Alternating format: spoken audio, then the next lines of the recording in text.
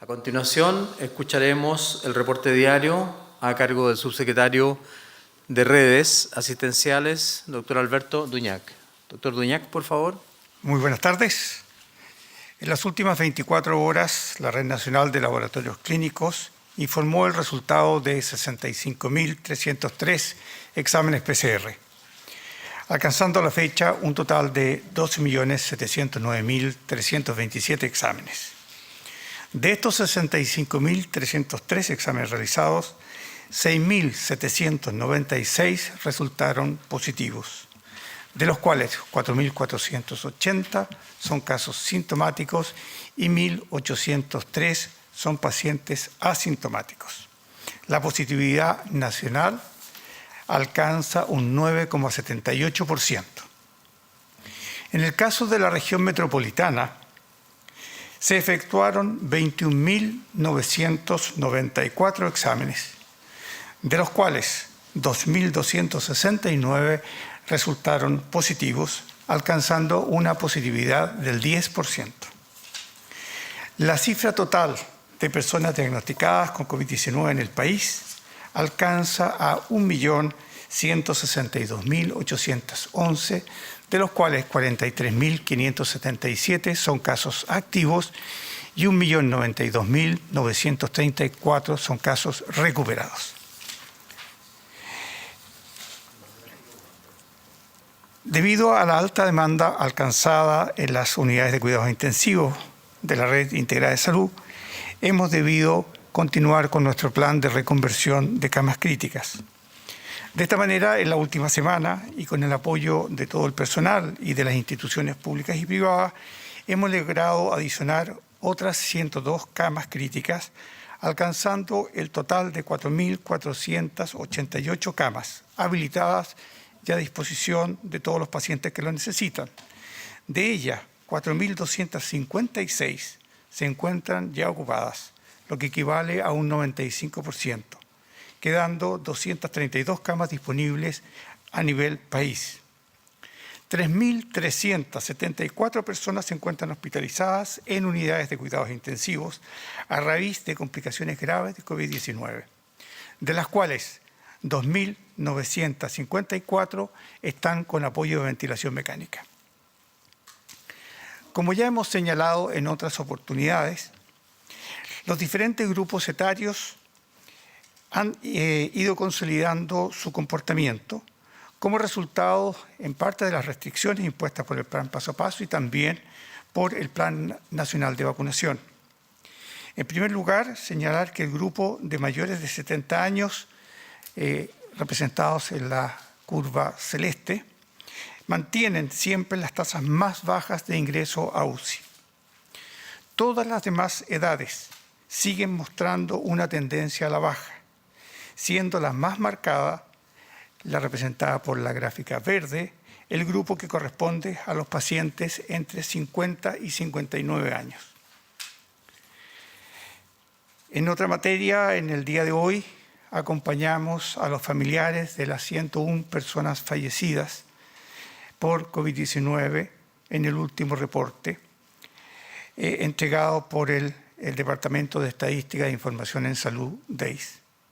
Con ello, la cifra total de personas fallecidas asciende a 25.742 en lo que va de esta pandemia.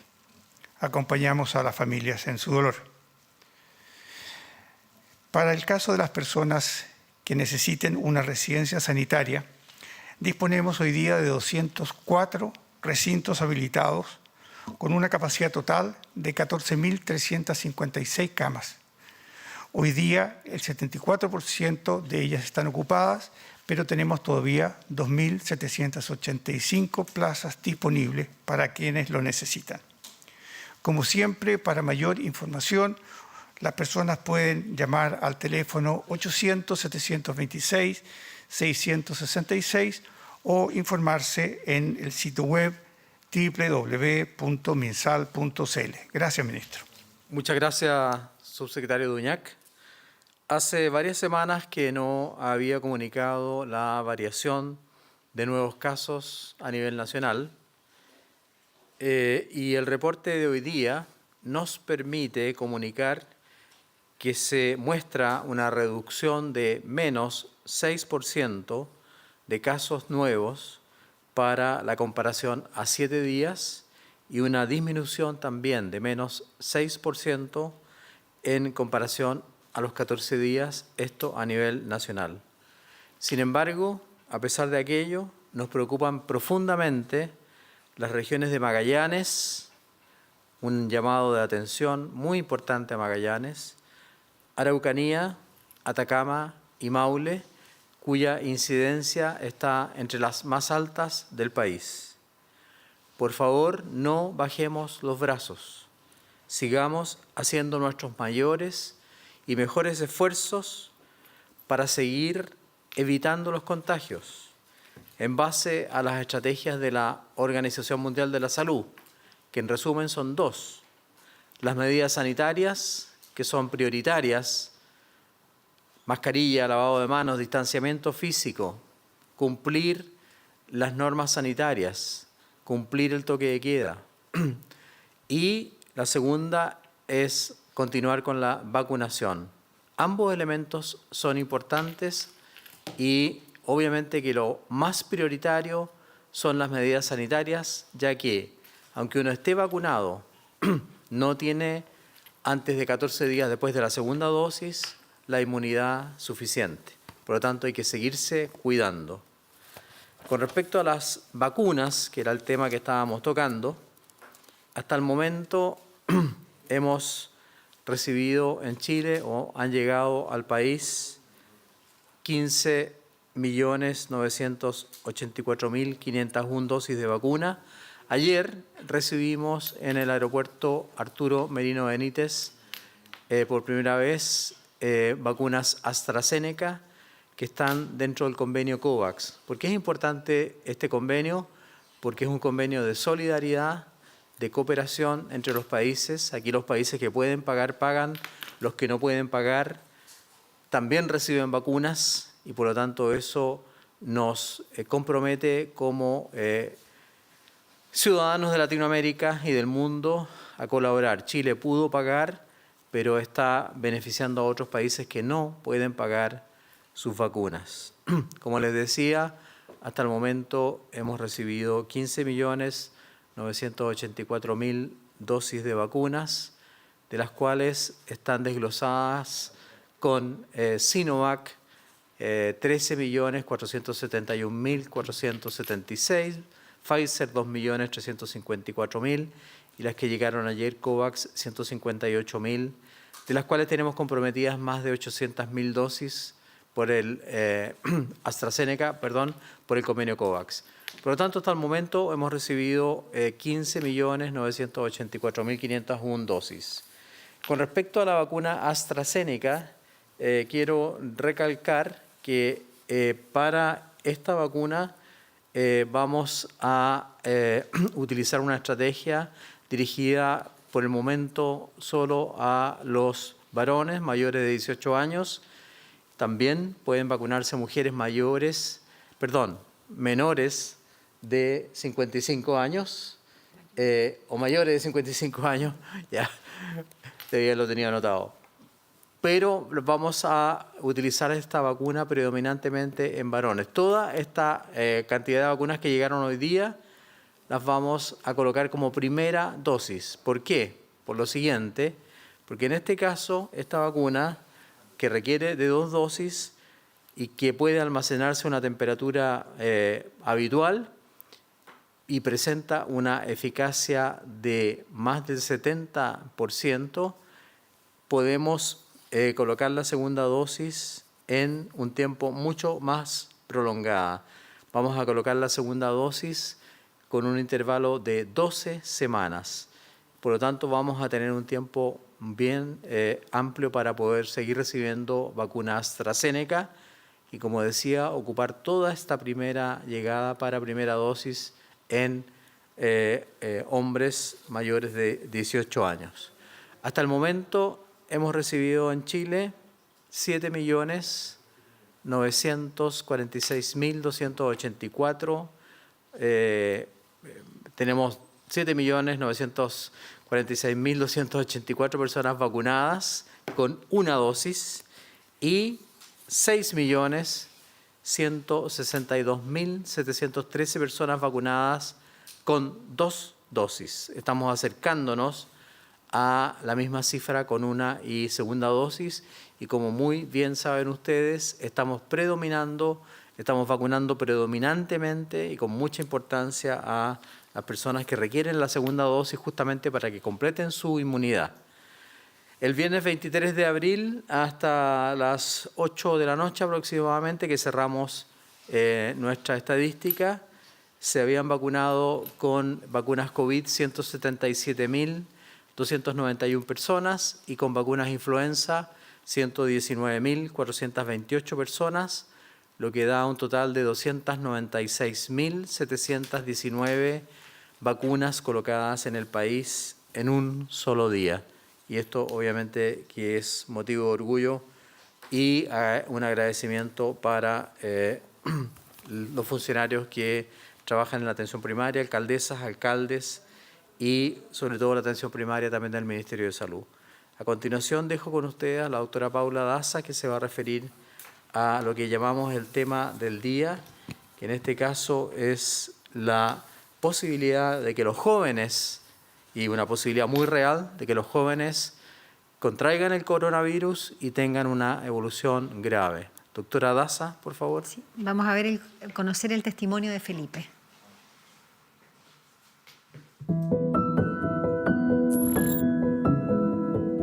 Estaba en la ambulancia, sentí el puro lomo toro de entrar al Gustavo Fricke y luego ya no me acuerdo de nada más. Tú estuviste en coma 11 días, pero lo bueno es que fue un abrir y cerrar de ojos. Y fue totalmente lo contrario. Cuando uno está en esa situación, o por lo menos mi versión, todo el coma yo lo soñé, lo viví y lo sufrí. Hubo un momento en que yo estaba muy cansado, yo no podía pelear más conmigo mismo, pero es una lucha muy difícil de llevar. Es difícil. Afortunadamente cuando salí del estado de coma, me mantuve sereno y estoico frente a la situación de incertidumbre y de no saber dónde estás, y lo peor es cómo está tu familia. Un segundo en la realidad son años en estado de coma. No podía tomar agua. Cuando yo salí del estado de coma yo no podía tomar agua. Tú no puedes tomar agua. Y me daban gotitas en algodón. Primero tuve que pensar en mi familia, en los más cercanos. Luego te acuerdas que tuviste contacto con amigos que son padres de familia grande, que si le hubiese pasado algo a él o a ellos, la culpabilidad la va a llevar siempre. El equipo médico, además de hacer su pega, que uno cree que dice, no, pero si hacen su pega. No, hacen mucho más que eso. O sea, a mí la mente me la trabajaron de una manera que logré sobrevivir a la recuperación, porque es muy difícil. El tema físico, pero por debajo, subyacente, está el tema psicológico. La nueva oportunidad es para ver si, no sé, pensar bien las cosas. Si tengo una oportunidad de cuidarme, lo hago. Cuando yo salí del hospital, perdí 15 kilos de masa muscular. Pero les puedo contar mi historia y que les sirva de ejemplo para que ellos no pasen esto en carne propia. La reinserción, tanto en mis estudios como en el trabajo, ha sido buena, porque también he recibido el apoyo de la universidad y de la gente con la que trabajo, así que agradecido totalmente. Soy un privilegiado.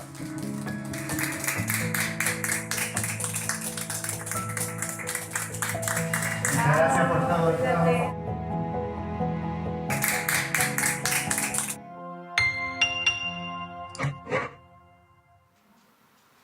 Acabamos de ver el testimonio de Felipe, uno de los jóvenes que ha estado hospitalizado en una unidad de cuidados intensivos en Valparaíso, donde su periodo de recuperación fue prolongada y difícil. Queremos agradecer a Felipe por compartir su testimonio para sensibilizar a otros jóvenes que esta enfermedad es grave para todos, también para los jóvenes. En la semana del 15 al 21 de abril ingresaron 2.713 personas a un hospital. De ellos, 615 son personas que tienen entre 20 y 40 años. Es decir, tenemos un 23% de jóvenes que ha ingresado a hospitalizarse. En el mismo periodo, 1.070 personas ingresaron a una unidad de cuidados intensivos, de los cuales 184 corresponde a jóvenes de 20 a 39 años de edad que han estado en una unidad de cuidados intensivos. Esto es muy importante porque tenemos que sensibilizar que esta enfermedad es grave y es grave para todos. Y es por eso que hacemos un llamado a los jóvenes que midan sus acciones de riesgo. Sabemos que las reuniones sociales, sabemos que no respetar las medidas sanitarias tiene un riesgo para ellos y por supuesto que también para sus familias. Es por eso que les decimos, si esos jóvenes han estado expuestos a una situación de riesgo, que se testeen. Tenemos los móviles de la atención primaria, tenemos los móviles de la Ceremis de Salud que publican semanalmente dónde están estos móviles y gratuitamente pueden hacerse un PCR. También les decimos que al mínimo síntoma, primer síntoma, por muy leve que sea, dolor de cabeza, fiebre, tos, malestar general, que se aíslen inmediatamente de sus seres queridos, de su familia, de sus padres, de sus abuelos, pero también que acudan a un centro de salud para testearse, porque en la medida que detectemos esos casos oportunamente, vamos a poder disminuir esta cadena de contagios. Y en ese sentido decirle que tenemos las residencias sanitarias para los casos positivos, para los contactos estrechos, para todos aquellos jóvenes que no pueden aislarse de sus seres queridos. Y en lo que va de este año tenemos una buena noticia porque los jóvenes se han ido aislando en las residencias sanitarias. Hemos aislado 57.335 jóvenes entre 20 y 35 años en una residencia sanitaria. Y este número ha ido incrementándose paulatinamente. En el mes de enero hubo 13.204 jóvenes en una residencia sanitaria y en el mes de abril ya tenemos a más de 15.000 personas jóvenes en una residencia sanitaria.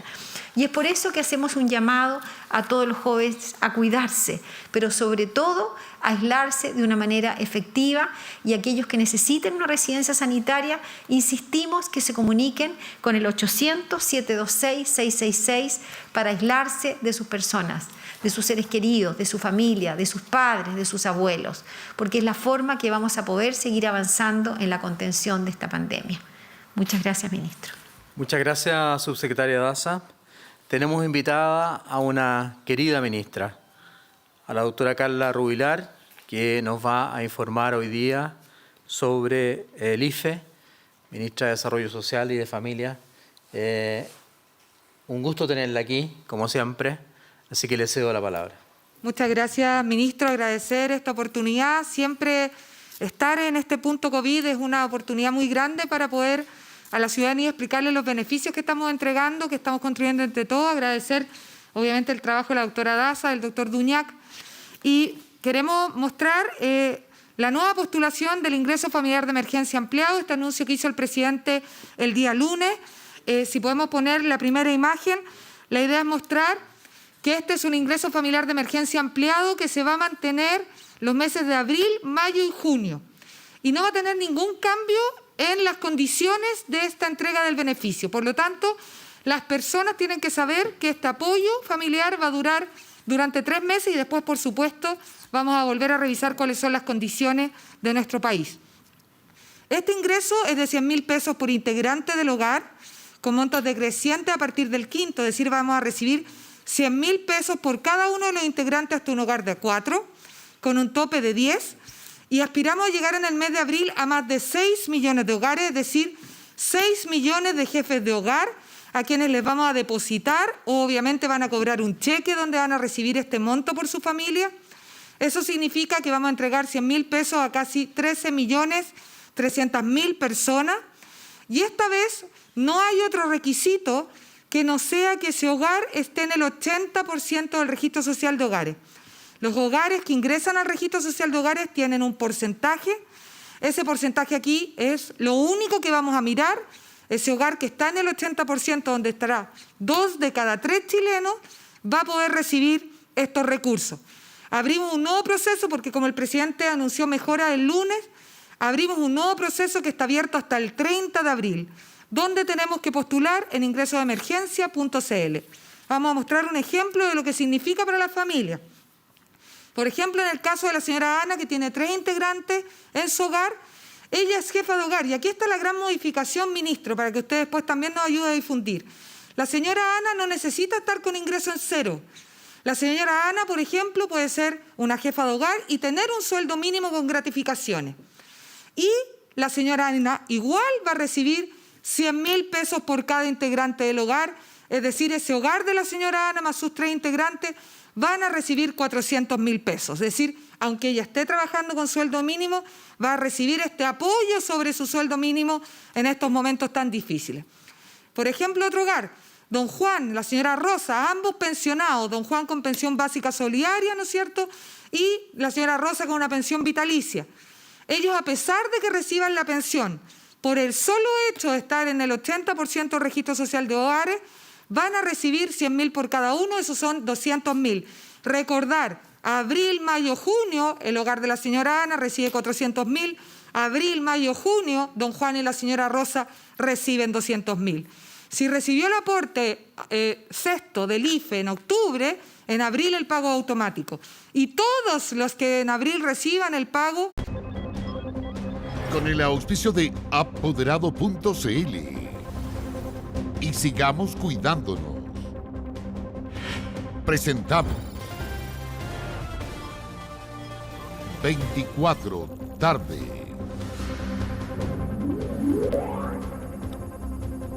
Una de la tarde en punto, les damos la bienvenida a las noticias aquí en 24 tarde. Sí, nos vamos de inmediato con información desde el Palacio de la Moneda, porque a esta hora se está realizando el balance COVID.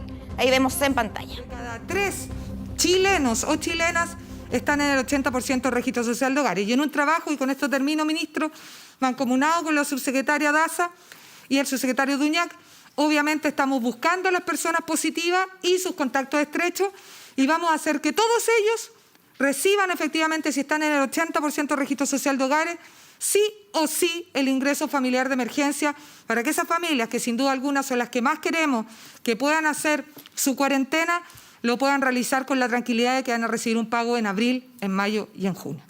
Muchas gracias, ministro. Muchas gracias, doctora Rubilar, querida ministra.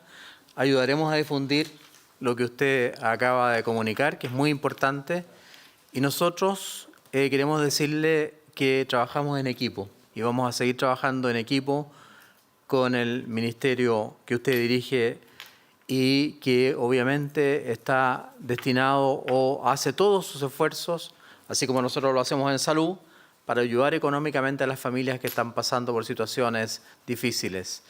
Esto lo hemos repetido muchas veces y hoy día en 2 diarios de circulación nacional se destaca justamente el aporte que hace el Gobierno de Chile en este tipo de materias para ir en ayuda de las personas más necesitadas. Yo le agradezco, como siempre, su presencia en este panel y obviamente que estará siempre invitada y bienvenida a trabajar, como ha dicho usted, como equipo con salud para sacar adelante a todo Chile y a todos aquellos que necesitan superar los problemas económicos y superar también la pandemia que estamos viviendo. A continuación, pasamos a escuchar las preguntas del día de hoy. Primera pregunta, por favor. Ministros, subsecretarios, muy buenas tardes. 2 consultas para el MinSal y también 2 consultas para la ministra Rubilar. Primero, con respecto a la situación de las mujeres embarazadas, ¿se han visto avances?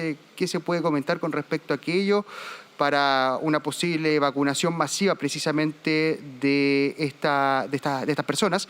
También consultarles con respecto a la situación de la franja horaria, porque han habido algunos reclamos de algunas personas que a las 5 de la mañana dicen es muy temprano, tienen susto, hay algunos parques que abren a las 6 de la mañana, todavía está oscuro. ¿Hay posibilidades de seguir revisando quizás una extensión de este beneficio quizás para más horas, para esta franja horaria? Y también a la ministra Rubilar consultarle con respecto a 2 temas. Primero, con respecto al tercer retiro del 10%, ¿qué fue lo que se comentó? Si nos pudiese mencionar quizás algunas cosas de las reuniones que sostuvieron durante esta mañana. Por otra parte, la oposición también sostuvo una reunión, los senadores principalmente, ellos llegaron a la conclusión de que para poder sentarse a negociar y a llegar a acuerdos con el gobierno, ellos esperan principalmente de que en este caso el gobierno retire el requerimiento del Tribunal Constitucional con respecto al proyecto que ya fue despachado desde el Congreso Nacional durante esta semana. Y también, en base a lo que usted mencionaba anteriormente, cómo ha sido el proceso de las personas que ya han sido entregadas, en este caso, el beneficio del bono clase media. Sabemos principalmente a través de redes sociales que a algunos ya les ha llegado. ¿Cómo ha sido ese proceso y cómo esperan también que se dé durante los próximos días? Muchas gracias. Gracias a usted. Como tenemos 4 preguntas, vamos a comenzar. Voy a comenzar yo con el tema de la vacunación a las mamás, a las mujeres embarazadas. Este tema está en el tapete. Nosotros hemos pedido a las sociedades científicas y al Plan Nacional de Inmunización que prepare un documento. El documento está preparado, está listo y mañana va a ser informado por el presidente de la República, ya que le ha dado gran importancia al tema de la vacunación en mujeres embarazadas. Se sabe que hay algunas vacunas que tienen estudios avanzados, no es algo que haya sido aprobado desde el comienzo y por eso es que hemos agregado este tema ahora. Yo quiero agradecer también el trabajo de la ministra Mónica Salaquet, que ha estado muy preocupada de este tema e impulsando este tema, y como ya les digo, mañana habrá un anuncio oficial que estará a cargo de Su Excelencia el Presidente de la República, Sebastián Piñera. Con respecto a los horarios, le voy a dar la palabra a la doctora Paula Daza. Con respecto a todo lo que tiene que ver con desarrollo social, obviamente le daré la palabra a la ministra Carla Rubilar. Bueno, con respecto a los horarios de Elige Vivir Sano, nosotros hemos implementado un horario durante la mañana debido a que es el horario donde hay menos riesgo de contagio. Sabemos que en varias comunas, en varias regiones de nuestro país todavía tenemos una alta incidencia de casos y es por eso que nos parece prudente en este momento mantener durante la mañana un horario hasta las 10 de la mañana, los fines de semana y festivos, y durante la semana hasta las 9 de la mañana. En la medida que nosotros vayamos viendo una evolución positiva de la pandemia, que disminuyen el número de casos, obviamente podemos ir mirando este plan paso a paso y permitir más libertades, especialmente considerando la importancia de tener actividad física. En la tarde, los horarios de la tarde son de más riesgo de contagio porque sabemos que hay mayor movilidad, hay mayor interacción de las personas. Por lo tanto, en este momento nos parece lo más adecuado es mantener este horario para que las personas puedan salir. Tenemos hasta las 10 de la mañana y obviamente hasta las 9 de la mañana durante la semana. Muchas gracias, doctora Daza. Doctora Rubilar. Sí, muchas gracias, ministro. Al respecto de la pregunta, lo principal es transmitir, tal cual como dijo ayer el ministro vocero, es que estamos como gobierno haciendo el máximo esfuerzo de conversación, de diálogo, de encuentro, eso que nos está pidiendo tanto la ciudadanía, para resolver el tema del retiro del 10%. También queremos, obviamente, profundizar y ver cómo podemos mejorar en cobertura, en extensión, las ayudas sociales, sobre todo para los hogares que más lo requieren, para los que más lo están pasando mal. Y ahí, por supuesto, que estamos considerando a nuestra clase media. Queremos que dentro de este diálogo y esta conversación podamos efectivamente acercar posiciones en materia tributaria que nos permita también tener los recursos necesarios para enfrentar esta pandemia y la recuperación económica que viene asociada y la parte social. Y por supuesto que nuestro llamado, obviamente, es conversando con los nuestros, primero, con Chile Vamos, nuestros parlamentarios, escuchándolos a ellos, y también a la oposición, es poder finalmente darle una solución a la ciudadanía. Y en eso no descansaremos y trabajaremos hasta, ojalá, poder anunciar esa posibilidad. Sobre el tema del bono de la clase media, es tal cual, hemos iniciado el proceso de los pagos en un trabajo muy grande. Agradecemos a los funcionarios del Servicio de Impuestos Internos, a los funcionarios de la Tesorería, que nos están permitiendo hacer los primeros depósitos, tal como han dicho algunas personas en redes sociales. Recordemos que tenemos más de 1.700.000 bonos que ya están aprobados y que están iniciando su pago. Vamos a tener más de 200.000 pagos al día lunes y esperamos acercarnos al 1.000.000 de pagos concretados el día martes. Y eso obviamente sabemos que alivia a muchas personas.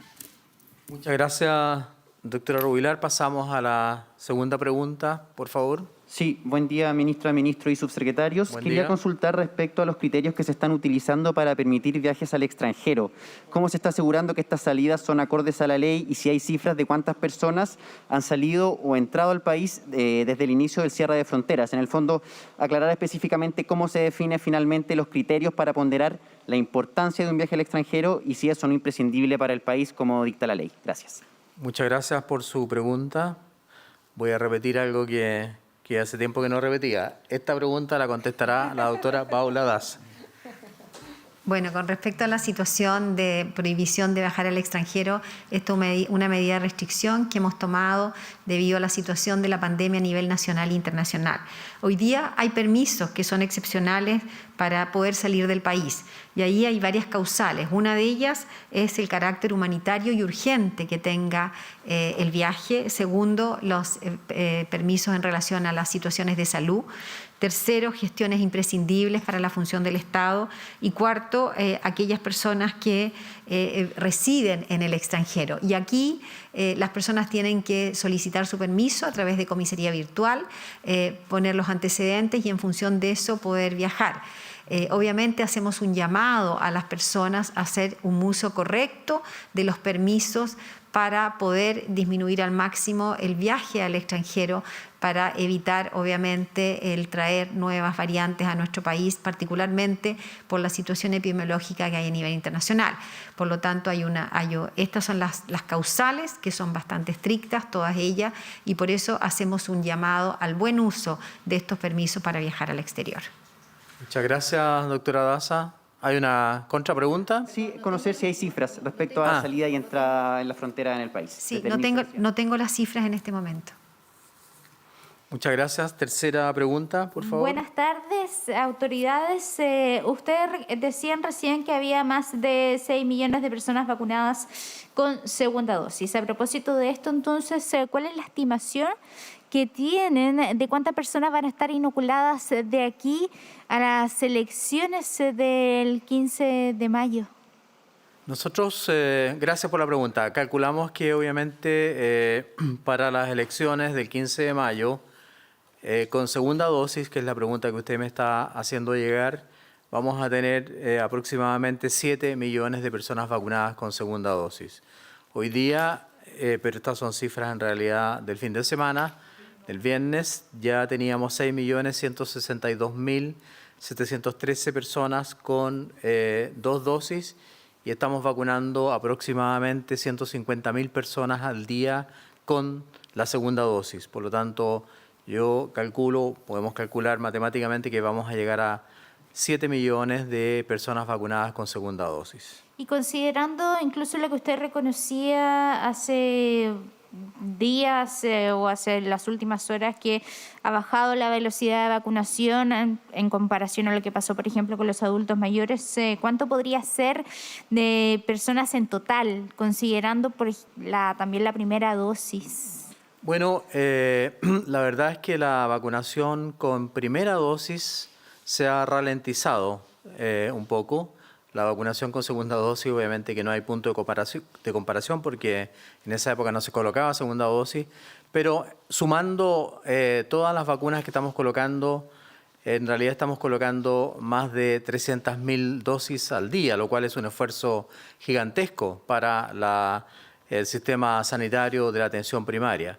Como ayer recibimos vacunas AstraZeneca, que las vamos a dedicar a mayores de 18 años, hombres mayores de 18 años y mujeres mayores de 55 años, vamos a tener una cantidad adicional para ese grupo de personas más jóvenes, que son las que han concurrido, digámoslo claramente, con menos intensidad, con menos entusiasmo a vacunarse que los adultos mayores. Entonces creo que por un lado dedicaremos vacunas a hombres entre 18 y cualquier edad y con una campaña también intensiva para que logremos las metas que debemos lograr, no tanto solo por las elecciones, sino que para tener una cobertura mayor de protección con anticuerpos en contra del coronavirus. Ministro, ¿cómo está? Buenas tardes. Quisiera profundizar en este tema de que se ha hecho más lento la vacunación con la primera dosis. Las razones, ¿qué pasa? ¿Por qué se hizo el proceso más lento? ¿Está asegurado el stock o ustedes no tienen la certeza de cuándo vayan a llegar más cargamento y por lo tanto por eso han debido hacer más lento el proceso? Nosotros tenemos la certeza que van a llegar más dosis porque hemos negociado más dosis. Recordar que solamente con Pfizer BioNTech tenemos 10 millones de dosis negociadas. Tenemos un convenio con CanSino por 1.800.000 dosis. Tenemos 870.000 dosis de AstraZeneca que van a ir llegando progresivamente y estamos trabajando para tener convenios con Gamaleya, es decir, Sputnik, y ampliar nuestro convenio con Sinovac. Sí, ministro, perdón, el punto es cuándo van a llegar, si tienen la certeza de cuándo van a llegar, porque hoy, por ejemplo, hay muchos municipios que dicen no podemos vacunar el fin de semana porque pedimos vacuna y no nos llegan, durante la semana solo se está vacunando a rezagados porque no hay más vacuna y el Ministerio de Salud no se está haciendo cargo de eso. No es verdad que no haya más vacunas, la repartición de las vacunas, lo hemos dicho hasta el cansancio, se hace en relación al Registro Nacional de Inmunizaciones. Es decir, el municipio recibe las vacunas que registra. Nosotros también tenemos un retraso en el registro. No todas las vacunas que están siendo colocadas están siendo registradas. Por lo tanto, le estamos pidiendo a los municipios que por favor registren y obviamente todo lo que se registra se entrega. Las entregas se hacen temprano en la mañana e incluso si hay un quiebre se vuelve a hacer una entrega en la tarde. Personalmente he hablado por teléfono con múltiples alcaldes para tratar de ayudar a solucionar este problema. Y ya lo dije en la conferencia de prensa del jueves, en algunos lugares se comete el error de usar segundas dosis como primeras dosis y obviamente que eso también produce un quiebre de stock. Pfizer BioNTech nos anuncia generalmente con 2 o 3 días de anticipación cuándo va a llegar la vacuna.